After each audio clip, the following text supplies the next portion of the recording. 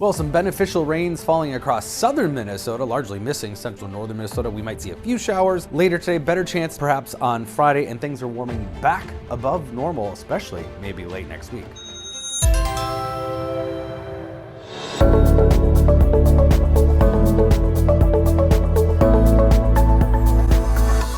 So we have an ongoing MCS, or a mesoscale convective system. This happens a lot of times when you get individual storms that produce some bow echoes or straight line winds, and then they converge into one convective system, literally acts as one gigantic thunderstorm complex. That's what was moving across southern Minnesota through the morning, picking up some really nice rains here. Everything in green is over an inch. Some of these yellows are 2 to 2.5 inches of rain between Windham and Tracy.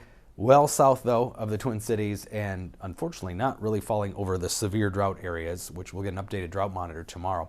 A lot of wind reports, too. These are all severe wind gust reports, blue dots. That's more than 60 miles an hour.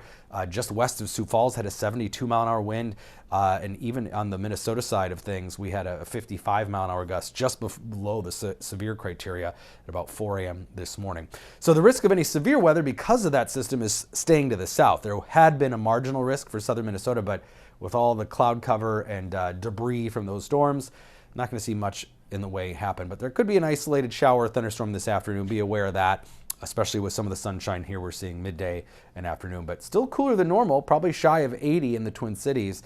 Upper 60s to around 70 for northern Minnesota. But we're back to normal temperatures tomorrow into the weekend, even slightly above. And the possibility, we've been talking about this all week, of seeing some auroras, only though probably in far northern Minnesota.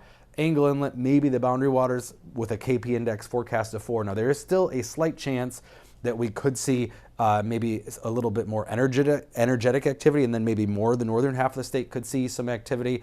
NASA and NOAA models are trying to model this latest ejection of junk from the sun. But we are going to have kind of a mix of clouds and clear skies, too, so it won't be perfectly clear in northern Minnesota either.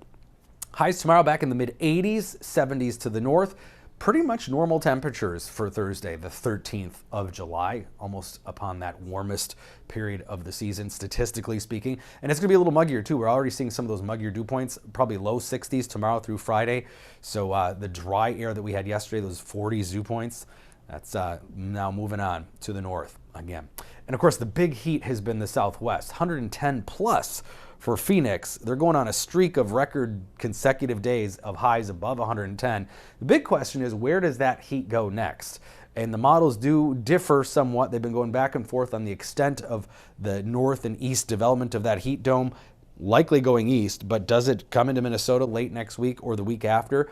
Models have said at times, yes, we could be in for a streak of 90s, but then kind of backing off a little bit. So it's not set in stone yet, but something for us all to watch, that it could be hotter next week or the week after, and it might be more than just a day or two. So enjoy the cool weather today. Upper 70s, normal temperatures the next few days. Isolated shower possible in mainly northern Minnesota Thursday, and then Friday, some spotty storms at least. The weekend is looking pretty good. Should be mainly dry. There could be some isolated thunderstorms in northern Minnesota, but all in all, pretty quiet, it looks like, south.